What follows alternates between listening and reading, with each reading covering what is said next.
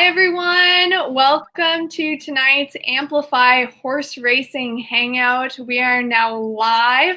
My name is Annise Montplaisir, and I am the Amplify Horse Racing co-founder and president.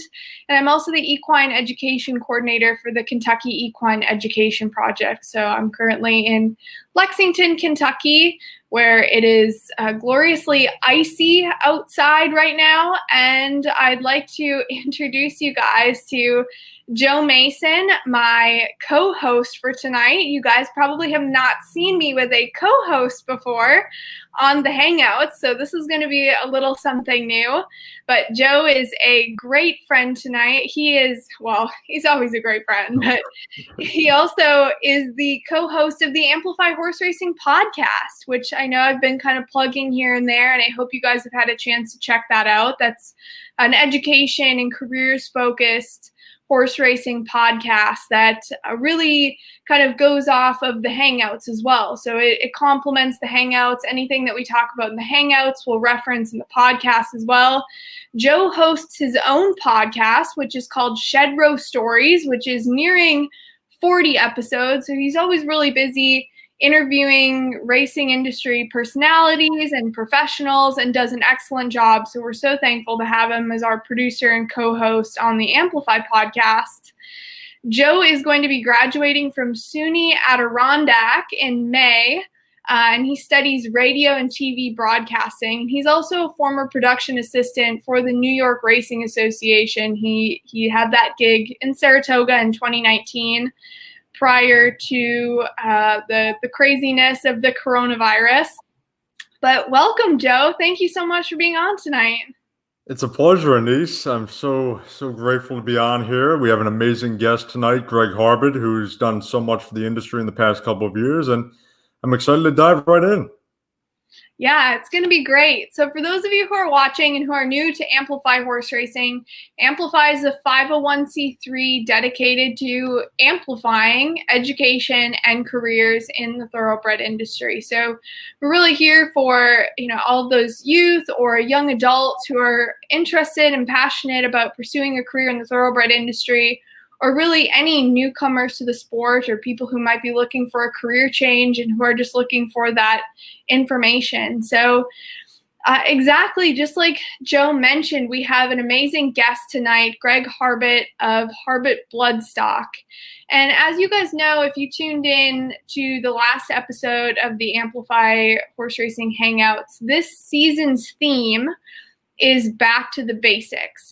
So we're always focused on teaching you guys about industry careers and educational opportunities, but we also really want to take advantage this season of the amazing professionals that we have on and being able to teach you guys some of their skills and teach you the fundamentals of the thoroughbred industry that you're going to need as you start working towards having that career.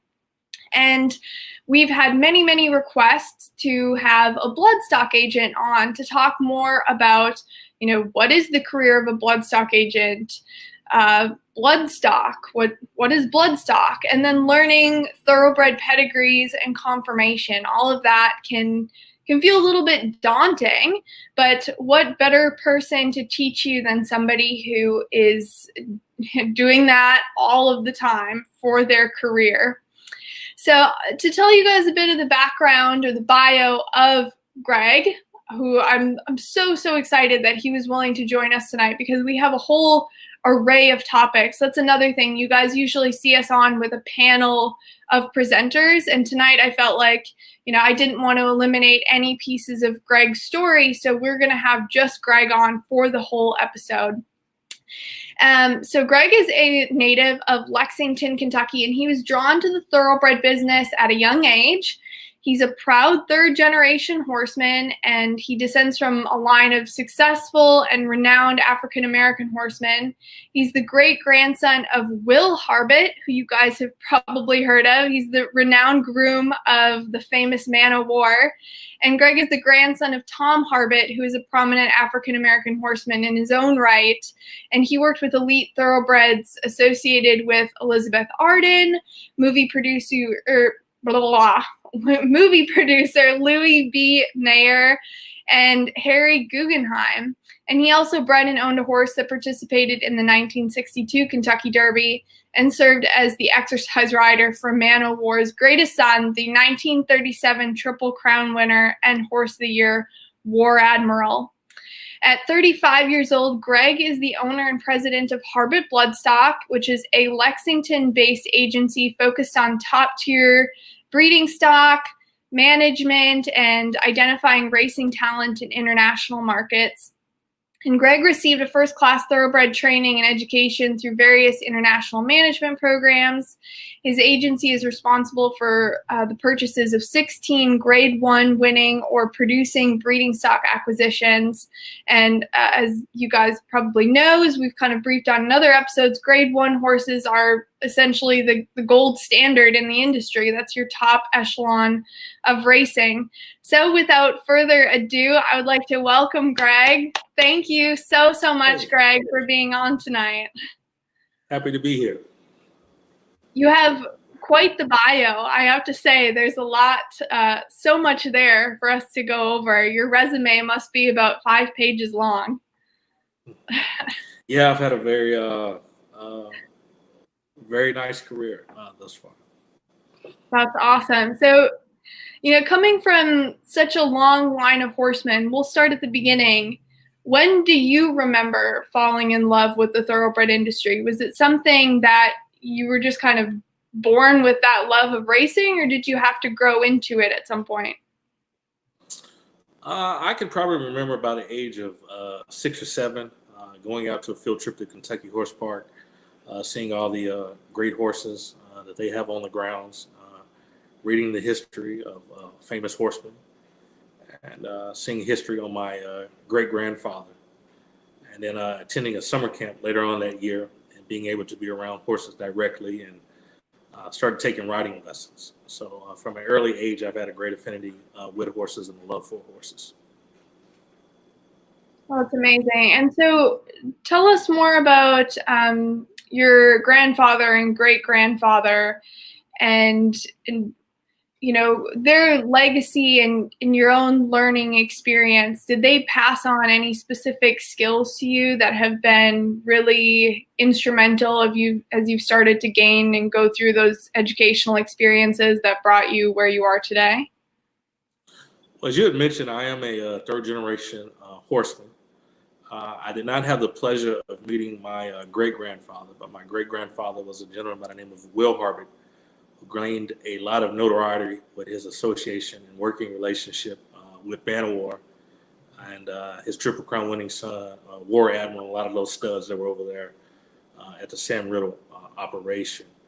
I was able to have a very good relationship with my grandfather, Tom Harbut. He's a very well-noted horseman in his own right. And he recently passed away back in 2015. So there was a lot of years that we spent together. There were certain details that he would tell me about horsemanship. There were certain things, until he got up in age that he would actually show about horsemanship and things of that nature. So I was very fortunate to be around him and sort of soak up some of that knowledge that he had. Mm-hmm.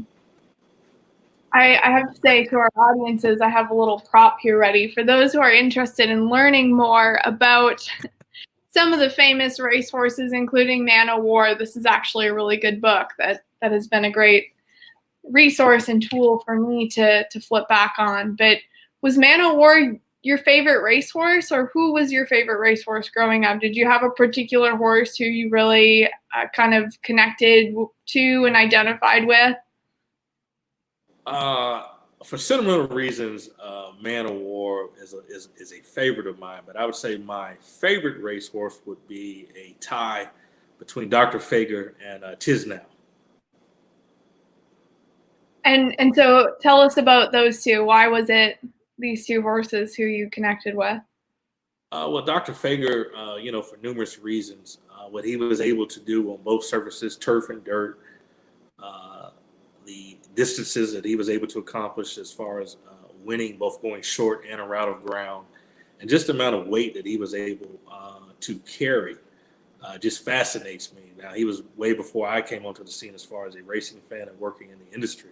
So I've only been able to read about him as well as see old video clips. But Tis Now was sort of a horse that came along when I was a fan in the industry.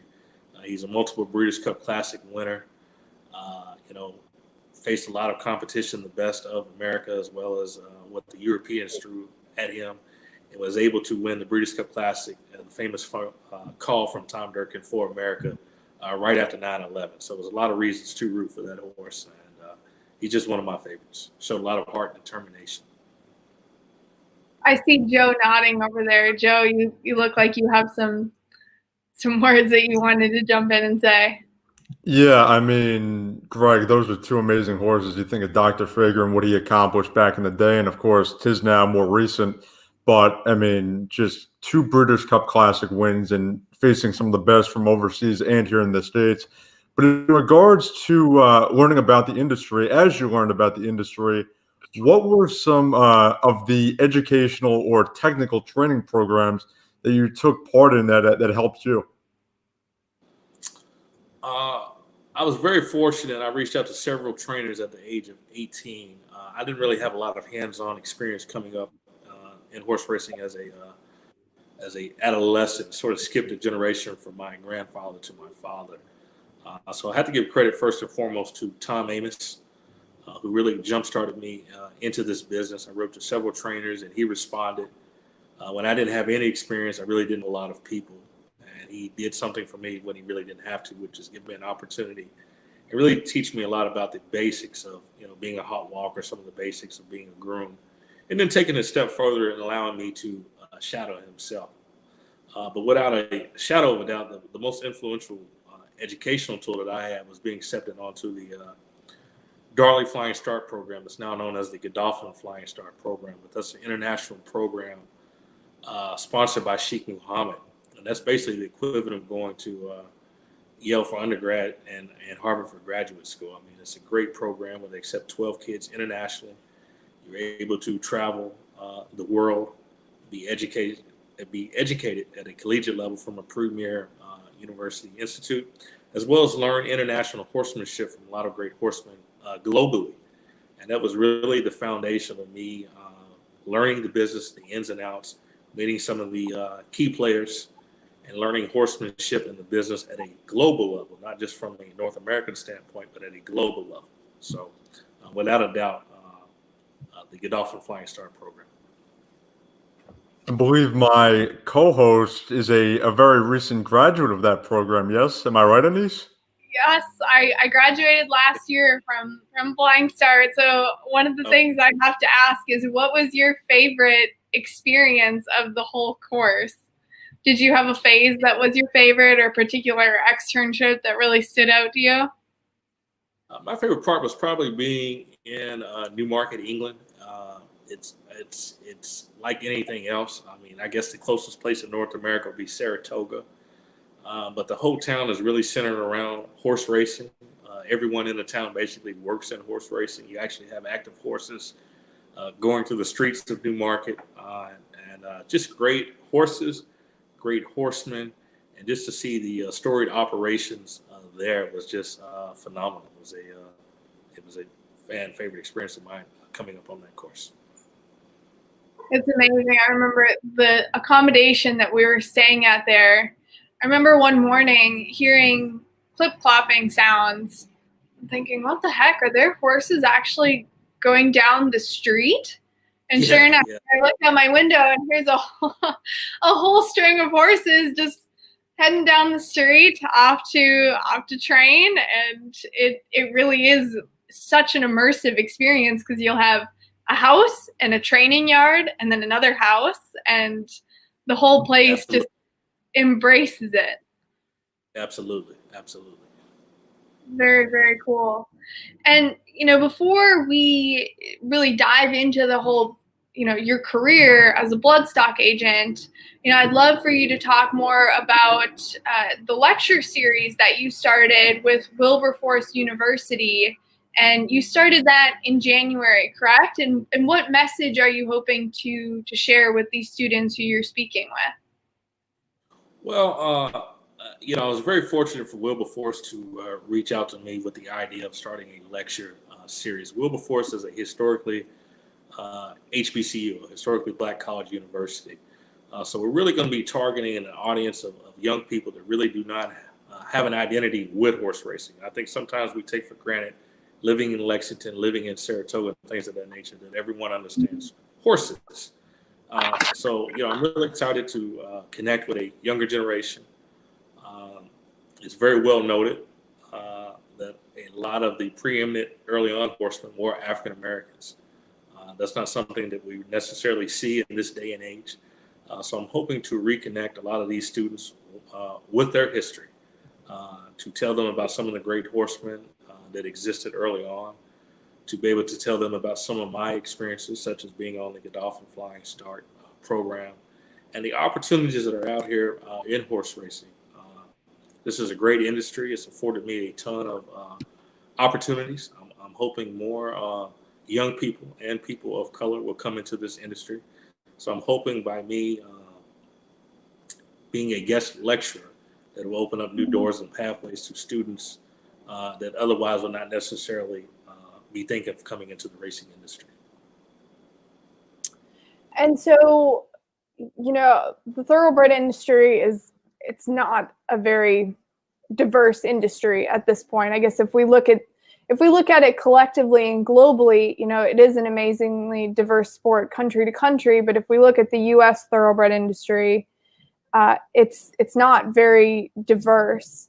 And so what is something that we can all do to help welcome in more diversity into the sport? Well, I think what we have to do is first realize that there is a need for that. Horse racing wants to be a mainstream sport. But we have to ask ourselves, what do we want to do to make it mainstream? When you look at sports such as the NHL, golf, tennis, NASCAR, they strategically sat down, identified that there was a problem, and came up with a solution, such as marketing. How do we target a new fan base? What do we need to do to educate the people that are coming into this? A prime example of that is Bubba Wallace with NASCAR. He went through their program, Drive for Diversity. Now you see he's one of the leading drivers in NASCAR. You take a step further, because they did a marketing appeal and things of that nature, you now see Michael Jordan, who was a great athlete in basketball, coming from an ownership standpoint to get directly involved in NASCAR racing. So I think as an industry, we have to first and foremost realize that it is a problem, set forth a game plan as far as a marketing and educational tool. And then once we do that, be welcoming to people in this business that don't necessarily look like us. For the most part, when you see people of color in the business, they don't necessarily represent the upper echelon of what this industry has to offer. You see a lot of people that are either hot walkers, grooms, or things of that nature, but very rarely do you see a person of color, not necessarily African American, whether that be Asian, Latino, African American, and from a gender standpoint, women, being in key roles such as racing officials, racing executives, leading trainers, leading jockeys. It's no secret that most businesses that are successful and profitable are a diversified business. So I just think it's a win-win for racing to embrace this, to encompass this, and to move forward with this. Amen to that. I grew up speaking Spanish and grew up doing a Spanish immersion program as a child. And so going through college, that was always a passion of mine to combine being able to speak Spanish with the thoroughbred industry, because probably about 60 to 70% of our workforce is Hispanic. And it's America's Best Racing last year added it's now going completely Spanish. It was a bilingual show where we did Spanish and English, but now we're going completely Spanish. So I co-host that show, and it's amazing the reception that it's had, even presenting, a piece of media in a different language that completely welcomes and embraces, such a huge part of the industry that probably feels excluded in a lot of ways because there aren't a lot of Spanish resources out there. So the more we can continue broadening out and welcoming that diversity, I think, the more inclusive and the more exciting and the better it's going to make the industry for everyone. Absolutely. And so, getting into your career as a bloodstock agent, first, bloodstock agent to me is kind of one of those words that we throw around without really defining it very clearly. So from your perspective, how would you define bloodstock agent, and what was it about being a bloodstock agent that interested you? Well, first I would describe bloodstock as being someone that's in acquisitions and management. As a bloodstock agent, we're constantly scouring for the next best prospect for our clients, whether that be a racehorse, a broodmare, what we call a pinhook, which is where you purchase a horse for a short sale. And then once you acquire the horse, which is I refer to the acquisition, you have to be able to actively manage it when you put that horse in the best of care, whether that be a farm or a horse trainer, things of that nature, and manage that for your client. I initially wanted to start off being a horse trainer, and I'm not necessarily a very, very early morning person. So, my first internship, at 18 years old, where it was 7 days a week and the start time was 4:30, I was introduced to several bloodstock agents with the owners who had horses in the barn. And I was able to ask them what they do, be able to shadow them. And I said, this is something that I can do and still have a direct working relationship with racehorses. So that just seemed to be a really good fit for me. And that was something that I was drawn to after initially going in to be exposed to what a racehorse trainer does. And one of the things I always try to ask our speakers and then emphasize to our listeners is the importance of building other skill sets that are applicable to a career. So maybe not everyone out there is studying equine, but are there any skills that might not be directly equine that you found are really helpful in your career? Like, for example, economics or mathematics. How do you find that other skills have been really useful to you? Well, definitely mathematics. I think any business that you're in as a business entrepreneur, mathematics play a big role. I mean, you have to be able to be paid, and you have to be able to be paid accurately. So, you have to be able to assemble invoices and make sure that your accounts receivables are in order. I think one of the biggest skill set that you can have now, either as a modern day trainer or bloodstock agent, is communication. Communications have changed drastically in the last 10 years compared to how old school trainers and agents used to do things. Now everything is on the social media, digital age, where everyone wants information at their fingertips. So, being able to operate social media platforms, being able to get on the phone and express your needs or your wants to your clients effectively can really make or break you as an agent as far as potential orders that you need to fill, getting deals accomplished and done. A basic sense of just overall business practical really plays a huge role in the everyday operations of a bloodstock agent. Something as simple as setting a budget for your office, being able to hire personnel staff that works with you. Things of those play a big role that you may not necessarily think when you're going through college, high school, middle school, when you're taking those courses and you say, how is this going to apply to me later in life? What you realize is a lot of those skill sets and courses come into play later on in your professional endeavors. I know the communications really hits home with Joe. Joe, you're studying communications, and I'd imagine, was that something that kind of went into your mindset or your decision-making process as you were selecting a major in college, is how we're moving towards that? Oh, without a doubt. I mean, for me, watching the Naira broadcast as a youngster really impacted me and inspired me to want to do good for the sport and be a good young voice for the sport. So, and with social media, it's very easy to send a tweet, to network and communicate with people in the sport because of social media. So I think communication is incredibly important, especially in today's lifestyle. Yeah, for sure.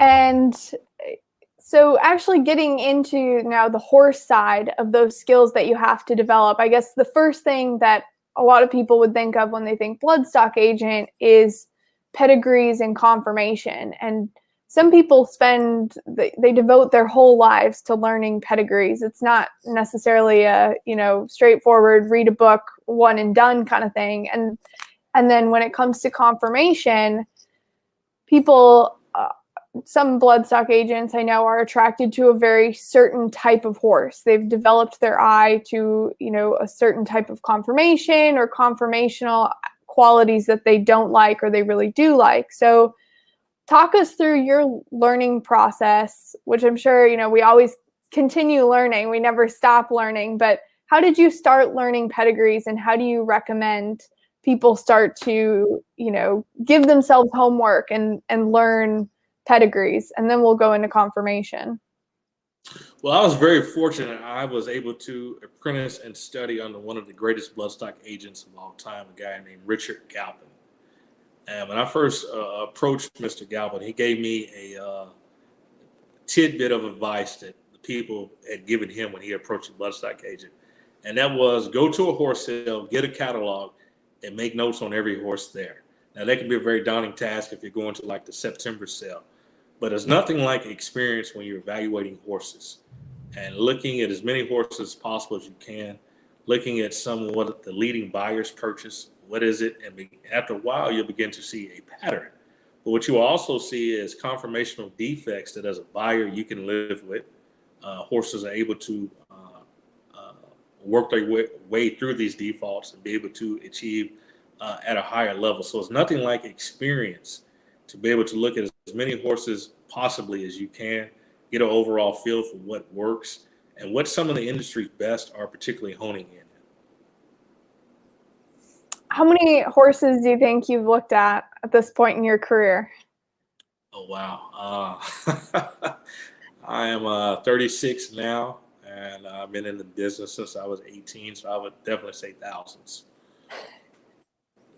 Wow, that's pretty amazing. And I know that, when you do that, when you're making notes on every horse there, when you're looking at all these horses, you will, start to develop that eye for conformation. And, something that I've noticed with developing my own eye is, I'm nowhere near the level of, experienced or professional at conformation, but a horse will walk out of a stall and I'll gravitate towards some horses, and there are others where I just they don't appeal to me. But when somebody is just getting started learning conformation, how do you recommend they learn? Are there any resources or books that people should turn to? Yeah, there's great resources. I don't know if it's still on their website, but at one point, TOBA, which is Thoroughbred Owners and Breeders Association, .org, I believe it is, instead of .com, had a lot of great information for potential new owners as well as people new into the business. But they actually had videos and they had seminars where you could go and look at leading experts and see what they particularly look for at horse sales and then equine athletes. So I definitely recommend that. I think there was a book written from the Blood Horse staff, what to look for in equine athletes at public auction as well. I think those are all great publications. But like I said, just going to an actual horse sale, you don't have to have a specific license before COVID. Now with COVID, you have to have a license to be on the grounds. But before that, it was an open public forum where you could go, you could look at the horses, you could have a catalog, and just sharpen your own eye. I think that's one of the best ways to get out and to learn. There's things that we all look for as individuals that we home in and we look for in an athlete, sort of like having a relationship with an individual. There's certain things that we each individually like in a person. That's the same way with a horse. So just identifying what you like in a horse and sharpening your skill set. And who would you say would be the top 5 horses that you've been involved in purchasing, and what qualities about those horses really stood out to you? What is it that you really like to see in an athlete? Top 5, that's a lot. As a whole, I do more breeding acquisitions. So, I'm very fortunate where I'm dealing with the top tier echelon of horses that are already been proven. So a lot of the leading industry experts have done their due diligence before I purchase them as far as acquiring them. But one thing that I'm looking for, especially in a brood mare, is a mare that has good conformation. As you add weight into a mare, you can see deviations in her conformation as she picks up weight. A hip especially is important for me because that's the power that's going to propel the mare as she goes through gestation. Conformation is very key because a lot of times a mare, if she has a conformational defect, will pass that along to her offspring. So we try to eliminate that as much as we possibly can. Even if she has a great pedigree, even if she has a great race record, if her conformation is not up to par, sometimes that's elimination for us depending on the severity because we don't necessarily want that passing on to the offspring. So that's just a few things that I look for when evaluating potential purchases for my clientele. Well, that's all very good. That's a perfect rundown of, a very visual list of things that I can almost envision a horse in front of me and then start to envision those different components that you're looking at. But you've also been involved with a very special horse named Necker Island. And I'm going to let Joe take it away now. I've been really chit-chatting a lot. And I know that Joe, especially on the racing side, probably has a lot of questions for you. Yeah, that was a quite an exciting journey there, Greg. I mean, Necker Island, a starter in the Kentucky Derby during a pandemic where the Derby was not on the first Saturday in May, but rather in September. So tell us and the viewers what that experience was like for you. A unreal, surreal experience. I work in the business, but first and foremost, I am a fan of the game. Anyone in the industry, whether he be a breeder, a jockey, a trainer, an owner, whatever, wants to have some type of association with a Kentucky Derby participant. It was that much more meaningful and fulfilling for me because my grandfather back in 1962 actually had an association with a horse that he was co-owner of. So to have multi-generational lineage as far as ownership, particularly as a minority, was very rewarding. But as you had mentioned, 2020 was a year like no other. The Derby was not actually ran in the first Saturday in May, but the first Saturday in September. In fact, around the time that the traditional Derby was to be run, we did not even own Necker Island. We went the non-traditional pathway, which was to claim Necker Island. For those of you who are unfamiliar with what claim means, it means that a horse in any given race is for sale for a set amount. But early on in Necker Island's career, he was a horse that was on a lot of people's radar as a 2-year-old, as one of the more promising 2-year-olds. Broke his maiden in very convincing fashion at Churchill Downs. Breaking your maiden means you win your first initial race. And from there, he began to progress. He didn't necessarily win, but he ran a lot of competitive races against some of that year's best talent. So he was a horse on our radar. We had heard that the connections were thinking about getting out of the business, so they entered Necker in a claiming race. And 3 individuals went in, Wayne Sher, Raymond Daniels, and myself. And we put up the amount of money to purchase Necker Island. We always had it in the back of our mind that this horse had a lot of talent. We greatly respected the previous connections, Sagamore Farms, as well as Stanley Huff, who was a great horseman in itself. But we just thought if we could tweak some things and basically try something new with the horse, we may have a bit of a turnaround with the horse. In saying that, from the time we acquired him, he went on to place in the Indiana Derby as well as the Ellis Park Derby and gave us enough points to participate in the race. We knew going into the race that we were an extreme long shot, but just to be there and participate in the race was a win for us. I mean, we're very small connections, and it was like David versus Goliath. But we had set out a goal to finish in the top 10. We were very fortunate to finish 9th. So in saying that, not only to be in the race, but to actually set forth a goal and finish 9th, it was elating. I mean, it's one of the great experiences that I've had thus far. I think the Kentucky Derby is arguably in the top three most prestigious races that you can participate in from an international standpoint. And even though it wasn't how it is normally, still to be a participant, to do the walkover, it was just a surreal moment. So a moment that I wish everyone could have the opportunity to participate in on that level. Hey, and you got your own private showing in the Kentucky Derby this year. Yeah, that you know.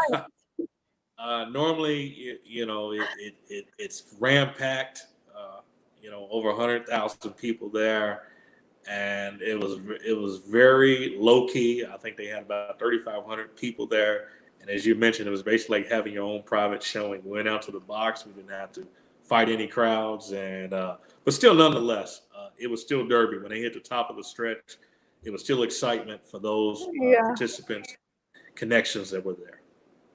Right. Yeah. And that's just an amazing experience despite everything that went on in 2020. And I saw he's been training at Oaklawn, especially he's put in a work on the 5th of February this past week. Where are you pointing toward next with Necker Island?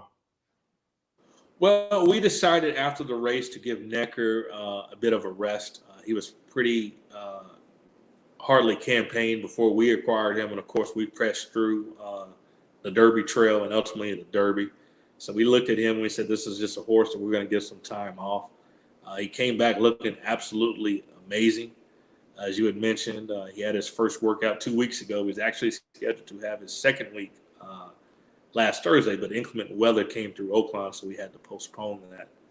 But we're going to bring him around. Hopefully, we will be able to make a start at Oaklawn. If not, we will probably be looking at Churchill Downs. And we will pretty much let Necker tell us where he wants to go, whether that be a stakes race or he still has his first level allowance condition that we can use. So we will let Necker tell us and dictate where he needs to go next. We wish you the best of luck with him. That is so exciting. It's an exciting journey, and you've done a great job of explaining all of the different educational aspects of what goes into claiming a horse, and then looking at how you're going to lay out their journey of races from there to the Kentucky Derby. And, horses need breaks along the way. And so this has all been very educational for our audiences. If you could give everyone, I like to give our viewers homework a little bit, whether it's, reading a book or watching a certain video, and I know you've already recommended that they go out to sales. Which I do want to say, if anyone ever finds themselves in Lexington, Kentucky, and you've never been to a sale before, I will gladly accompany you to a sale for the first time so you can experience that, see what it's all about, have somebody there with you explaining everything. But if you could give our viewers one piece of homework, we'll say, what would that be to continue learning either pedigrees or conformation or something? I think one of the greatest things to be able to learn is 2 publications. The Blood Horse magazine does a great deal to tell you what's going on in the racing environment, the breeding environment, and the sales environment. I think that'll give you a basic, comprehensive educational standpoint as far as what the business encompasses, not only from one standpoint of racing, but breeding, sales, things of that nature. I think it's a great educational tool. Once you feel a little more advanced in that, there's a great website called Thoroughbred Daily News, the TDN as we call it, and that really gives you an idea of what is going on in the horse business on a global level. They have a lot of great tutorial videos on both websites that actually go into more detail from a video hands-on standpoint, different seminars.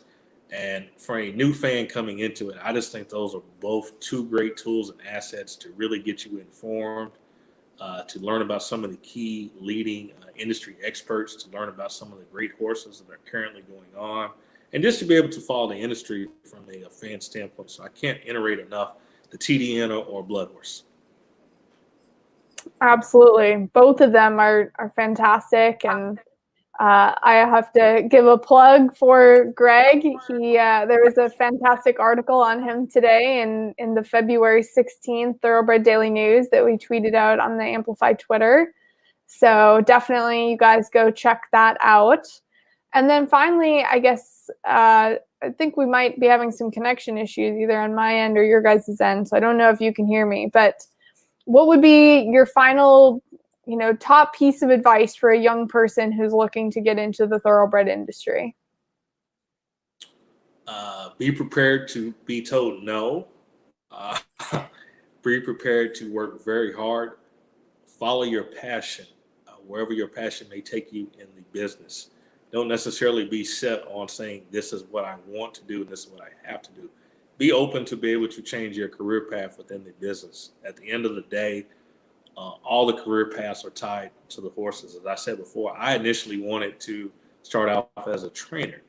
But once I saw that there was a different direction, I was open to do that. So just be open, be willing to work hard, be able to absorb the knowledge that people are going to give you. Don't necessarily come in it thinking that you know everything about the business. I've been in the business for a long time, and I constantly find new ways every day to learn new things about the business. But the most important thing I can say is just be willing to work. If you're willing to work, there's a lot of great opportunities.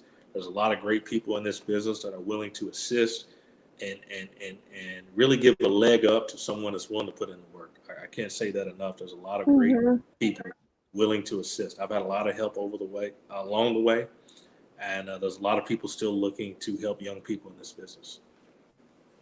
I think that's one of the greatest things about it, is that this industry is so receptive to and open to helping young people, wanting to give them a chance, give them opportunities. And it is long days, long weeks, early mornings, but it's, most of us come to this having a passion for the horse. And if you let that drive you, you'll do great things. Absolutely. Or at least have your foot in the door. So, absolutely. Gosh. Joe, any last questions? Did I leave anything out?